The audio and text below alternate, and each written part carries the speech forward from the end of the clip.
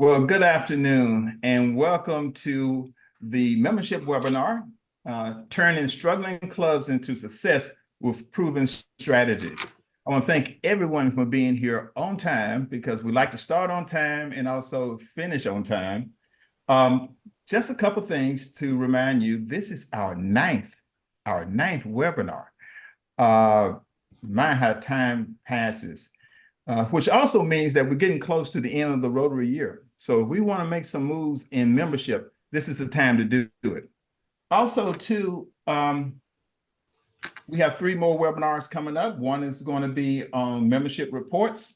The other one is reducing attrition. And the other one is something special, Grow Rotary Tools. But today we're going to talk about how to deal with struggling clubs. Just some housekeeping. If you have any questions, please put them in the Q&A.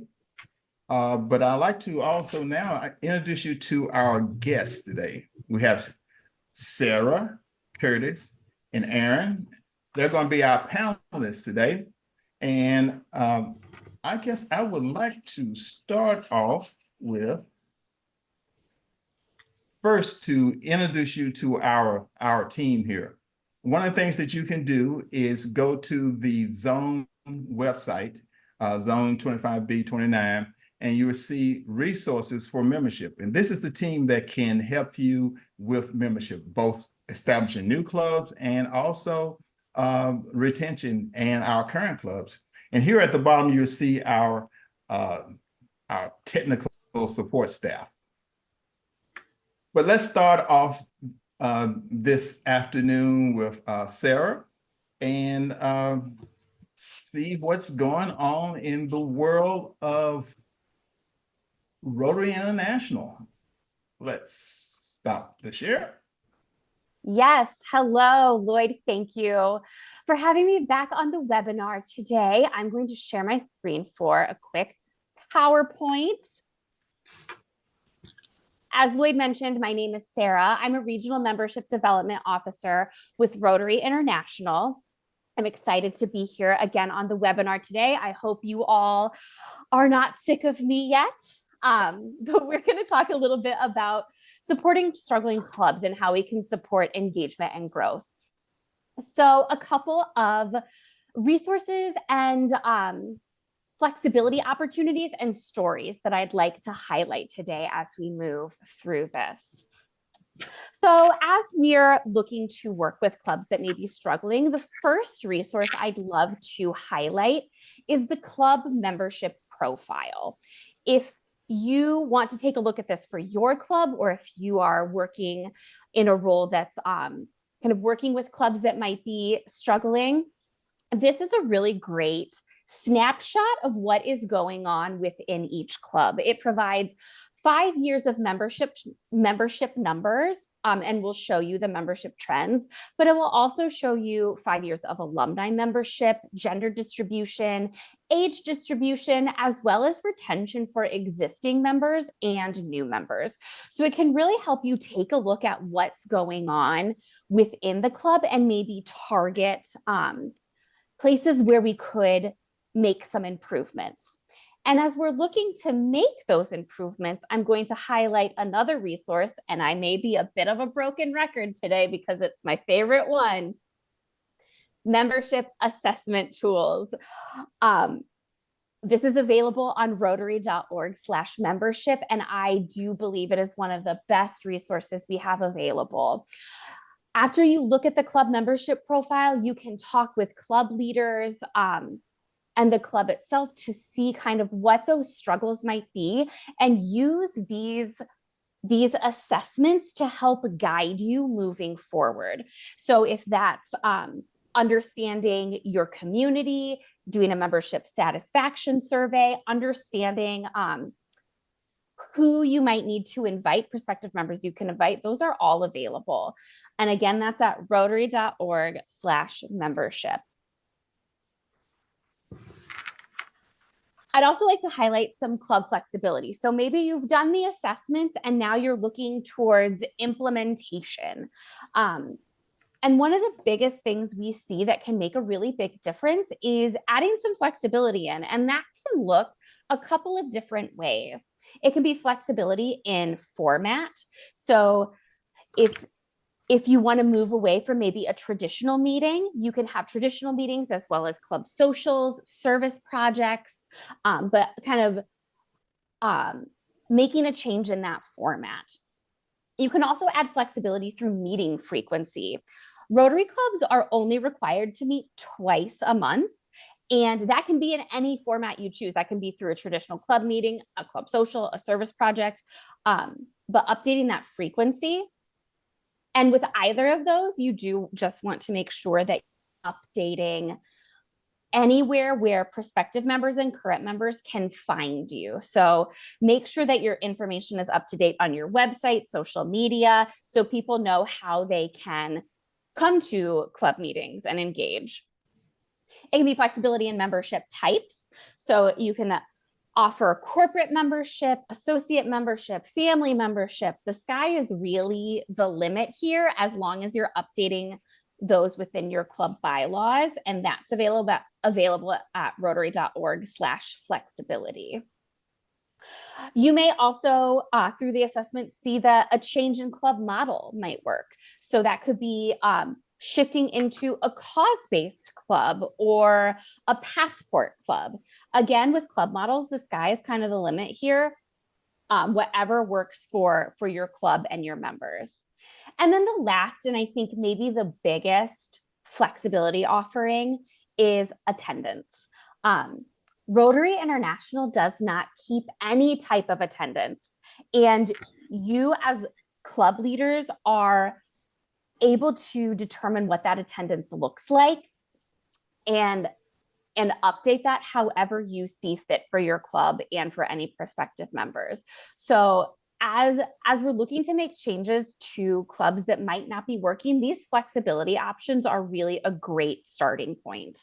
And I'd love to highlight just a few clubs who have implemented some different options. The first is the Rotary Club of Seaford, Australia. They moved to meeting twice a month and rotating their meeting location. So they'll meet at a Rotarian's home, a restaurant, a hotel, a bookstore, but they rotate those meeting locations, and speakers have become the exception rather than the rule. So they're more of doing club socials and service projects. They're really focused on doing more service. An example of a cause-based club is the Twin Cities Rotary Eco Club. So this is a club that is focused on environmental issues, but they also want to have a positive impact and have fun through service and socials. They also have lower cost dues and fewer meetings that allows them to do more service. There's also the Rotary Ambassadors Club in Kansas. So they have a 20-member capacity. They meet twice monthly, once online and once for a Sunday cocktail hour. And then they have quarterly home-hosted Saturday night dinners. They also do partner memberships. So anyone can have their partner join them as a membership option. They're all Paul Harris Society donors, and then they do 3 larger projects annually. And then the last is the Rotary Club of Cross Timbers, Texas. When they chartered, they kind of listed what they thought would be the ideal club and chartered at 62 members and grew to 100 members within their first year and have continued to grow since then. And they meet mid-mornings on Fridays after breakfast and after they've had a chance to drop the kids off at school. And there's a heavy emphasis on different forms of fellowship. And this is one of my favorite things. They focus on perfect engagement and not perfect attendance. And then they record every meeting for ease of access. So these are some ways that clubs have modified and used some of those flexibility options to engage and grow their membership. And then from past RI President Jennifer Jones, a quote from her is, "Don't water the weeds." When you're working with clubs who may be struggling, some clubs are going to be really eager to accept that help, and some clubs might not be. And if there are clubs who don't want to change and who are happy the way they are, don't worry about don't worry about changing them. Don't worry about spinning your wheels, forcing them to change. If clubs are happy with what they're doing, then rather than forcing them to change, look for other opportunities within that community to create different pathways and channels into Rotary. And finally, if you have any questions, you can reach out to me. You can also reach out to our new regional membership officer for zones 25B and 29, Brent LeBlanc. If you're on the webinar next month, he will be here. So you'll have an opportunity to see him then. But in the meantime, if there are any questions, please don't hesitate to reach out. And of course, thank you so much for having me join you today. And with that, I'll turn it back over to Lloyd. Sarah, thank you for that information. That was interesting information about those customized clubs. I know a few, but you know, the club of course, in Minnesota, and the one where it's almost like you almost have to do a survey to find out what they want and then provide those things to them. And two things comes to mind. One is that you're going to make sure your clubs grow, and you're providing the service that your members want. So that's great. So thank you very much for that. And we're looking forward to seeing Brent next month. So that would be great. Now, Kurt, it's going to be up to you. You're the next person on the docket. So tell us about first the club that you're in and the district, and tell us how you're going about handling struggling clubs in your area. Okay, well, I am in District 5710 and the Junction City, Kansas club. Just a little background. I am relatively new to this area. I moved in here less than a couple of years ago. So I got in. The first thing I found when I visited Junction City Club was that it was in a decline and had been a decline like a lot of the organizations have been. And while they got ready for trying to get president for this current year, there wasn't anybody interested really in doing that. So one of the ladies who had been president of the Junction City Club, she and I got together and said, okay, let's you and I work this and see if we can bring the club back and get some more activity and some more interest. I had been president in a club in Florida, and she president here. So we worked really pretty good together, and we still work pretty well together. I've got some different ideas, having been in 2 or 3 different districts, and she knows the people and the personalities of the club. So, but the first thing we did, we changed the menu and the venue. We had been meeting in the church community room, and we finally found a restaurant that had a room that we could have and was available, and the food was decent and the price was decent. So that's the first major move we did toward changing things and getting some more activity and some more interest. The second thing we did was change the frequency, and Sarah mentioned some of that. We had been meeting, of course, every Tuesday at noon, and we changed it to the first and third Tuesdays.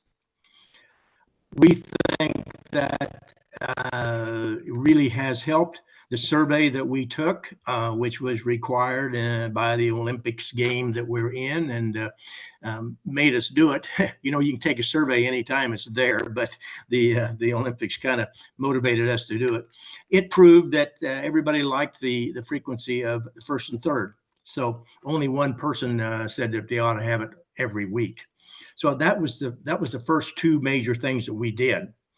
Now, LaDonna and I worked together, and she believes that programs is the best thing that you have, and that's what you need to gain members, is good programs. That's true, but my emphasis is more on the service projects. I really believe that if you've got a good service projects team, doing projects that are meaningful in your community, plus a good image team that's going to be publicizing them and making them visible to everybody in the community. And you can throw in the foundation for funds, just like we did. Our major project was a district grant. But you take a service team and the image team and the foundation, and I think you got that nucleus brings new members in. The focus is there, and it makes it a whole lot easier for us to talk. They almost would come and ask, I think. That's my philosophy on it. So what did we do then? Thinking about those two things, the results of our ideas. Let's take service projects first. We had two new members directly involved. And it was a project where we rededicated a building that was constructed back in 1918 by Rotarians here in Junction City to support soldiers at Fort Riley Army Post, which is adjacent to Junction City. The plaque had fallen down, got lost, and so that was our project. In the process, we got two new members out of that during the planning and the making it happen. Another project that we took a member from was one of our other projects is working with the police in their first responder problem. They are putting together a mental health training for their first responders so that they can throw in mental health people with the response of the police. We have helped do that. So we got one member then that's right now in the process of being inducted next month. So that was three that we got from service projects. And then the program side, hitting the programs, we had some city commissioners that were running for election, and we had those people come give 5 minutes. During that program, we had one of the commissioners joined as a result, and one of the people that came to see him joined as a result of that program. Another program was a craft beer opening that we went to, and through that process, we met somebody that was interested, and again, got a member there. We had a member, the recent speaker on one of the activities here in town. Now, I must give credit to LaDonna, my co-president, LaDonna Younghens. She is familiar with the people in the club, like I said, and so she talked to some of the former members, and we got 3 former members to come back into the club. Then one member was recommended by another Rotary Club. And then one of our new members, we got the old-fashioned way where you go talk to somebody and knock on the door, so to speak. Went up to Cloud County community and say, hey, who's working with the youth? And what do you know about Rotary? Do you interested in Rotary? Invite to a lunch with us and become a member. Today, actually, we had a meeting today, and we inducted what I call the 1040 girl. She was the 10th new member and bringing us up to a total of 40 new members, not new members, 40 members total. And that 40 members happens to be our goal that we set in the citation challenge. So it's been a good day for us.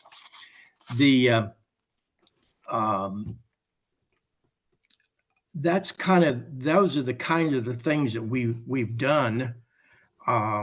You can have good programs and you can have good projects, but it does come down to inviting them.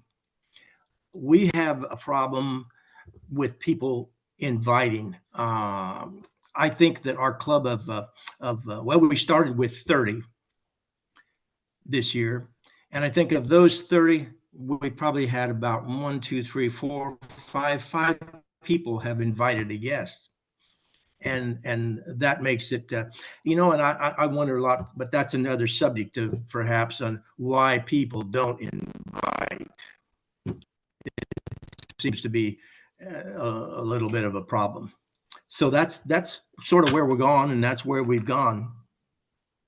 Any comments? Want me to get into anything else particular? Well, Kurt, thank you very much for that information. You hit one of my, I guess, little red buttons here when you said invite members. Um, I'm a past district governor. When I used to go around to clubs, I used to ask how many people invited folks to this particular meeting, and no one would raise their hands. So I just felt like they just, because I was speaking, they didn't want to invite anyone. But the reality of it is that you're absolutely right. Membership can be easy when we invite members to our meetings and to our projects, when they actually get a chance to see what we do. And you know, 10 new, if I'm not mistaken, are you saying 10 new members this year so far? Yes, we've Started with got 30 10. and your goal was 40? That's right. Wow. We had yeah, we had 36 last year, and then, you know, as the end of the year, you call out some people, and some people don't don't rejoin, and so we started with 30, and are up to 40 today, and we have 2 more people that have been approved by the board that will be inducted in the next month, our next meeting. Wow. Well, So we have done. I'm proud of the people, the members, and the activity that we've been able to pull together with the 30 people. They've been active, and you know, and they've responded to LaDonna and I's and some of our ideas, and so far so good. Now, whether we can keep them, that's be our next challenge, won't it? Well, I love the what you've done with surveys. I know that's part of the Membership Olympics, but the idea that you did a survey and you put all those components together, from image, doing projects and speakers working together to really impact membership. And the thing that's probably the most important, you set a goal and you reach your goal. So that is fantastic. You should be commended for that. Your club should be commended. And you're going to have a couple more new members also. So thank you very much. Stick around for the Q&A because we will probably have a few that you can address. But now we're going to have Aaron talk about some of the things that they've been doing. Let us know a little bit about you and also the club that you're with, the club and the district. I'm sorry. Yeah. Yeah. So Aaron Caldwell here from District 5630. I'm in the Gothenburg Noon Rotary Club. I'm the membership chair for our district as well. So I really like all the talk about the survey because that's been a really big part of what I've been pushing in our district this year. We've also done the Rotary Olympics, and I've put a little spin on it. We took it, we adjusted a little bit, and then we incentivized it. The district incentivized it. So we've got our games.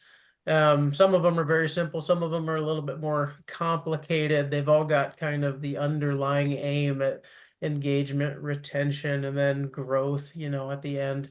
But our games, and I think I got to be honest, it's been a little bit since I've looked at the original Olympics, but we've got 6 games. We've got a bonus round. So we've got one is appoint a membership chair, pretty straightforward, but some of our clubs don't have them, which is one of my worst pet peeves. Define membership goals, survey your club, you know, which again, I hit on all the time. Find out what your members want. You know, if people aren't happy with how the meetings go, if they're not happy with the service projects, ask them why. Ask them what they're interested in. It's very simple, and it seems very simple when you say it out loud, but it's real. You know, ask them what they want to do. Game 4, have an engagement activity. So something fun, you know, a social event, something like that. Have a retention workshop or meeting. So that's where I ask the clubs to, okay, pull your surveys, get together with your membership team or your leadership team and analyze the results and come up with a plan and put some of these things into action, you know, invest back into your members so that they are more engaged, so that they stick around longer.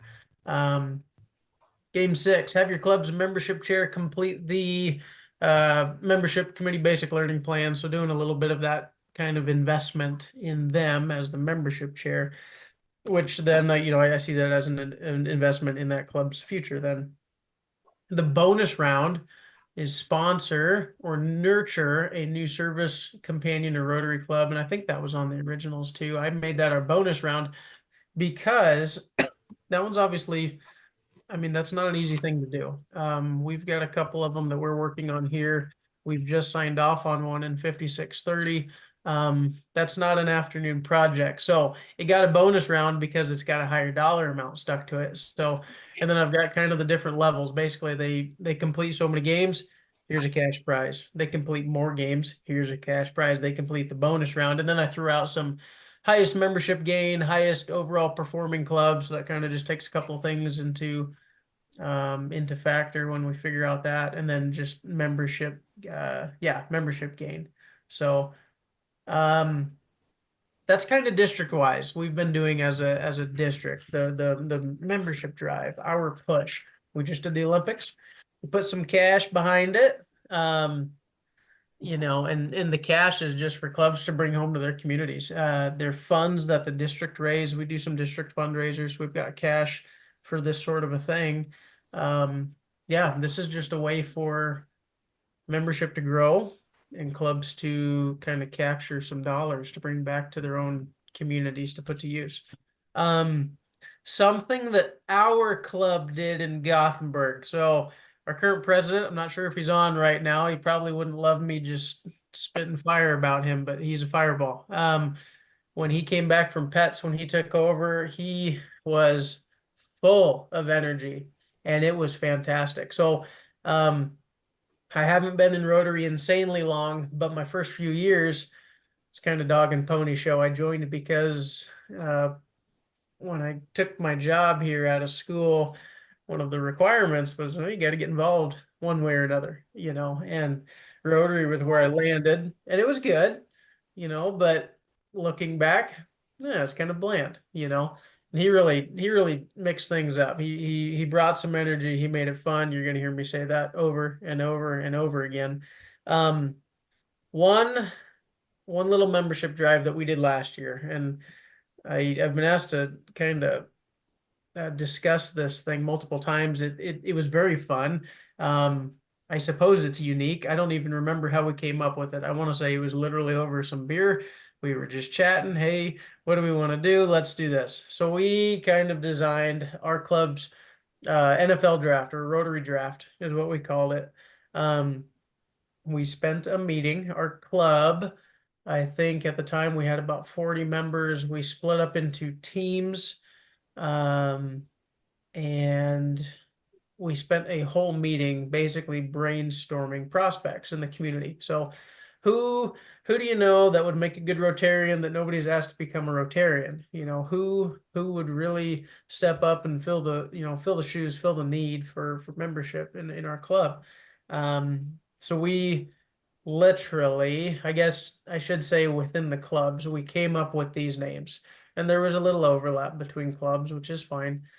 The second meeting, we came back, we wrote all the names on a piece of paper in the front of the room, and we started our NFL draft. We had a rock, paper, scissors contest to see which teams would go first, and we went down the line with the teams, picking names off of our list to give that team the right to pursue that member.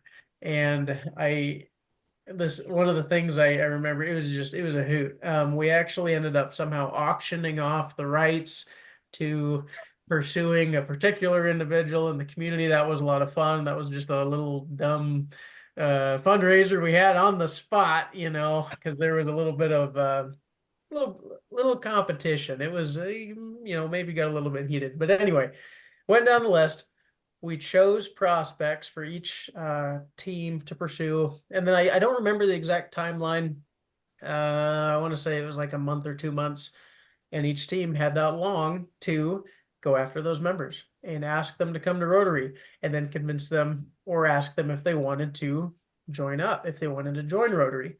That was a fun and very easy way. Again, you know, gosh, membership is a problem. When we did that, growing was not a problem. It was really easy to sit down and just think, gosh, who would make a good Rotarian? Well, what about this guy? What about this gal? Yeah, absolutely. Has anyone asked them? No. So we asked them, when we came. And I think we increased our membership by something like 20%. So I'm not talking about doubling our club. But when you talk about the numbers, the average club size, this and that in your districts, that's a pretty big chunk, especially when attrition is so high, So, oh, the winners. Winners of the competition that we did, they got their tabs paid for at one of our social events, basically. So we went to a bar, had a fun meeting. Those on the winning team got free beer and bragging rights, and I think everyone was going after the bragging rights more. It was a really fun little competition. So boil that down, if you don't want to do something like that, that's okay. But bring the energy, have fun. Seriously, like, if you're doing, excuse me, if you're doing dog and pony show and maybe people aren't being engaged and they're not smiling all the time when they're at the meetings, and maybe they should be smiling, maybe I remember going up to our president after he had come back and we started to kind of switch things up. And I said, hey, that was a fun meeting. I actually said that. And then, okay, and this is a challenge to literally everyone in here. Think about it. How many times have you left a Rotary meeting and went, that was a lot of fun? I'm just talking about a regular meeting that we had. We had I think we had a normal program that day. We had a meal, but the environment was totally different because the energy in the room was up. We were literally having fun just gathering, that would be my stress to everyone is that, okay, if you think your club is struggling, take a look at it. Are people enjoying showing up? And I'm not saying that we're not all happy going to our Rotary meeting, but take the next step, bump it up, bring that energy, have that fun. And I don't know, we found that doing that asking those people to join, that showing them that we enjoyed being there, being with each other, enjoyed doing these projects that we were doing, it sure made a little membership push pretty stinking easy. So that would be my real experience, I guess, that I've had in the short amount of time I've been in Rotary. That was extremely successful, just with membership, with growing. Yeah, again, bring the energy, have fun. Oh, Aaron, that was great. You sort of highlighted a couple of things that we've been talking about, and you just put to words exactly how to do it. One is the club environment. You hear us talking about Rotary happens at the club level, but if you're going somewhere where it's going to be fun and it's infectious, other people want to be a part of it. Yep. And you should never start talking football around me or draft around me, because we don't have enough time to really get into those type of conversations. But I love the idea that you took the Membership Olympics and made it your own. You did some tweaks. And the thing about it is too, all our clubs are different. And we need to, do the first thing you did was talk about surveys. You can't do anything unless you know something about your club. You have to know that likes, dislikes, what they want, and be able to provide those things for them. And that is exactly what you did. So I'm elated with the idea about the smile. When you in your Rotary meeting, or you're leaving with a smile and saying to yourself, was that a fun meeting? So that was great.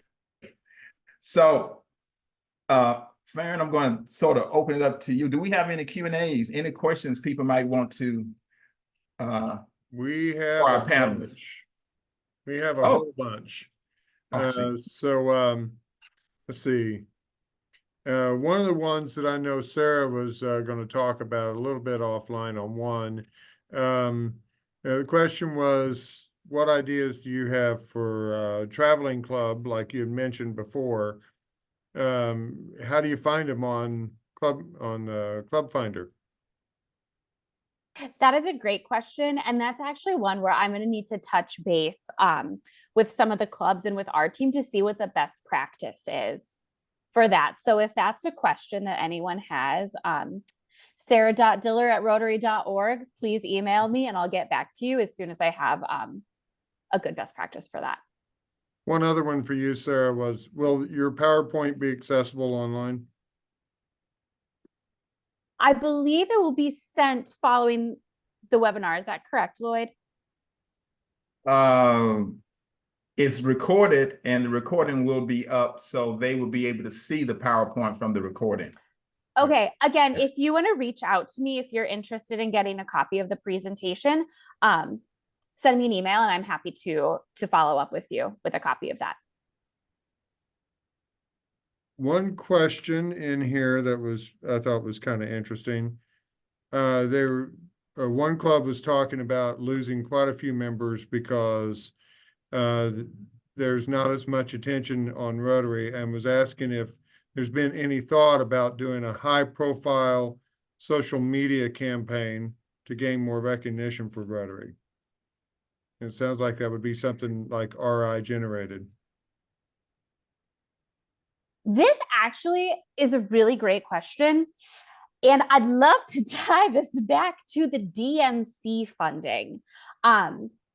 That $500 district membership chair funding can be utilized for you to design regionally specific ad campaigns for your district. And so if you're interested in that right now, we don't have any kind of large scale levels of that type of advertising. But if you're interested in that as part of your district membership chair funding, you can reach out to me. You can also reach out to Brent LeBlanc, who I mentioned at the end of the presentation. And either of us would be happy to connect with you and help develop that if you're interested. Excellent. And another one here is, you may have already mentioned this, Aaron, but there was a question out there for Aaron. Membership Olympics, what incentives are you using for Membership Olympics? Yeah, so with our there's 6 games and 1 bonus round, and I'd be happy to share this with anyone. Like I said, I literally just took the Olympics that was given to me when we put our little spin on it. Anyway, 6 games, 1 bonus round. And this will be unique. If someone mimics this will be unique for every individual district, depending on how much cash you have available, because we're kind of banking on, hey, how many people are going to participate in this. $100 goes to every club that completes 3 out of 6 of the Olympic games. $250 are added on top of that for any club that completes 6 out of 6. The bonus round is worth $500, and that goes to any club that does that. And again, that's sponsoring a new club. That's why the different dollar amount, bringing in those new members. We're doing a $500 for the highest membership gain, $500 for the highest overall performing club. And depending on how the clubs do, they might, one club might take home both of those. The difference between highest membership gain and the overall performing club is attrition, basically. I've been hammering on attrition because it is way too high. So we're going to incentivize highest membership game. You can gain 15 members and lose 25. That's not the highest performing club. The highest performing club gains 15 members and only loses 2. That's the difference there. And then depending on participation at the end of the year, as we look back, we tally everything, and I've been keeping track of it as we've been going. We're giving away cash to clubs that reach different levels of membership gain. And at the beginning, I stated prizes will also be given out for membership increases in 5% increments, depending on unutilized cash. So if we've got half the district, let's say half the district does not participate in the Olympics, some of the money that I've planned on being used on these low-hanging fruit games that maybe again, pet peeve here, every club should be doing, we're going to reward those clubs that are pushing. So that is the incentivization of this Olympics. And I think he asked another question. There's one other question that's kind of related to this. Well, Yeah. is related to this. Where did the funding come from? Yeah, How did you find the funds? Sure. District fundraiser. We sell football pools as a district. So district-wide, we make football pools and we sell those. So the Huskers, I want to say they're on the side, then the other team's on the top. You know, the number chart, 100 different potential combinations for every single game. We sell those as a district. That money gets pooled. That's not the only the Olympics here is not the only thing that goes towards, but basically we do district-wide fundraisers for this sort of thing, for things at the district level. Excellent.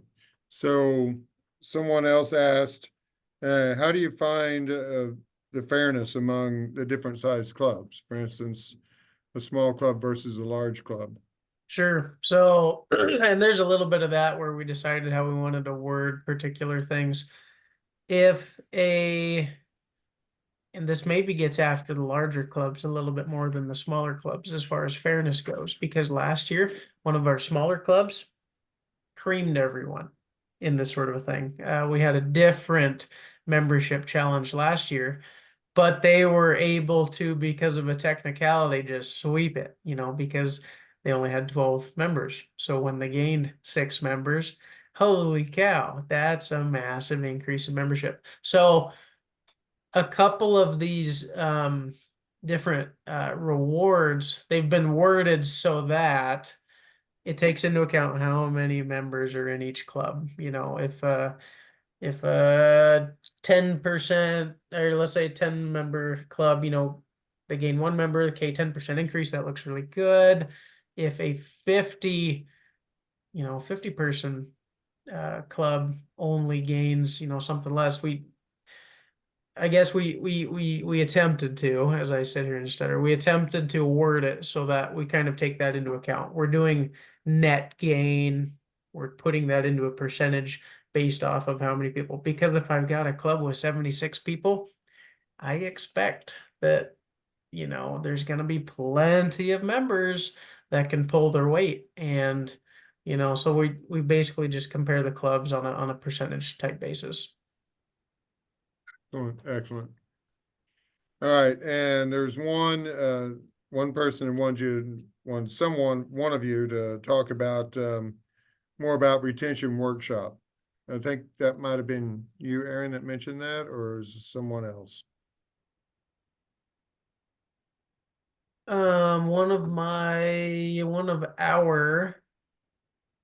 One of our games is have a retention workshop / meeting, and I'll just read what I've got under it. There you go. So analyze the results of your survey, come up with a plan with your leadership team and the district membership team, you know, and that is just ask us, hey, we're here to support you.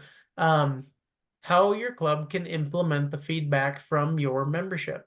Take that plan to your membership. Ask them what they want, come up with a plan, have a meeting, do this at a meeting. You know, maybe this can be the program for that meeting, you know, but I mean, put a little time into this, this investment in your own club, take it back to your membership, let them know what you're doing to make changes, to make the environment, the club, what the club's doing, what they want. So yeah, that just had to do with surveying your clubs, finding out what they want, because if you're not doing what the majority of your membership wants, I don't know if they're going to stick around. You know, that's the retention aspect of it. All right, and I think this would be for any one of the panel to answer. Our club averages at 100 members. How can we keep that many engaged?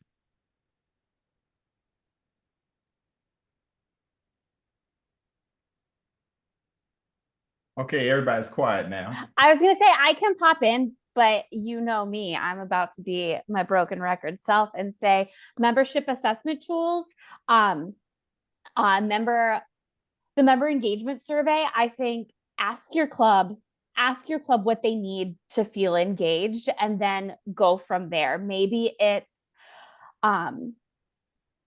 offering different types of ways to connect outside of the regular meeting. But I think asking members what they need to feel engaged would be a really great starting point. Anyone else? I can't believe these two are quiet because they both said during their presentation how important surveys were, to get to know their club. So if you have 100 members or 200 members, you have the opportunity to find out if you have 10 members that want to meet every other week or 10 members who want to do X, Y, Z. And with that information, Rotary International is giving you the flexibility to meet those needs. I think one of the problems we might have in those situations is we don't want to change. You know, we're so stuck in the way we've done it before in the past. We don't want to do something different. But I don't want to sound like a broken record, but surveys seem to be one of those key components that will give you that information. So, but it's up to you to act on it. You can have the information, but if you don't act on it, at least you'll know why they're leaving, unfortunately. So, And I think to Lloyd's point, change can feel a little bit scary. Don't be afraid to make a change, but also if the change isn't working, if you make a change and it's not being well received, don't be afraid to say, okay, this isn't working. We're going to regroup and try something different. But don't be afraid to take that initial leap and react to the survey and have a change and then go from there. All right. Lloyd, could I say something? oh yeah, sure. I just was going to comment. One of the clubs I was at in Ohio, one of the clubs outside of Columbus, Ohio, we had maybe 100, 120, 130 members. And I always thought that really with a club that big, the only way that you get to know people and feel the camaraderie of Rotary is in a, least I say, a committee or a team meeting. Let's say I think you got to have a membership team and an image team and a youth team and quite a few people on that team. And if those people get together and have a meeting outside of your club meeting as they plan something to do, that's the only, that 140.